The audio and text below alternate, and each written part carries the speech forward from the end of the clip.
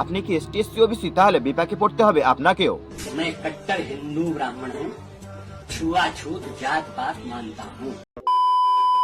প্রতিনিয়ত ঘটে চলেছে বিজেপি শাসিত রাজ্যে দলিতদের উপর অত্যাচার। বিহারে কাপড় বিক্রেতাকে ধর্ম জিজ্ঞাসা করে পিটিয়ে খুন করা হয়। উত্তরপ্রদেশের রায়বারেলিতে ধর্ম জিজ্ঞাসা করে বিরোধী দলনেতার নাম মুখে আনতে পিটিয়ে খুন করা হয়। হরিয়ানাতে গোমাংস খাওয়া সন্দেহবাসে সাবির নামক যুবককে পিটিয়ে খুন করা হয়। উত্তরপ্রদেশে এক গ্রামে এক বৃদ্ধাকে জাতি জিজ্ঞাসা করে মূত্র চাটানো হয়।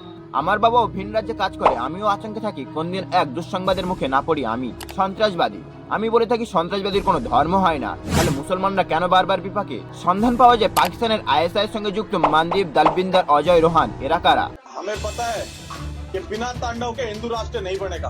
आपको हिंदू राष्ट्र बनाने के लिए भगवा आतंकवादी भी बनना पड़ेगा। আমরাও চাই হিন্দু রাষ্ট্র হোক, যেখানে শ্রী রামের চিন্তা ভাবনা প্রকাশ পাক, কোনো উচ্চ জাতির নয়। আইন বিভাগ, বিচার বিভাগ, শাসন বিভাগ কোন সরকারের আন্ডারে? তাহলে প্রশ্ন কাদের কাছে করা উচিত? প্রশ্ন আমার নয়, প্রশ্ন জনতা। অন্যায়ের প্রতিবাদ করতে চ্যানেলটিকে ফলো করে দিন এবং ভিডিওটিকে শেয়ার করে দিন বন্ধুদের মাঝে।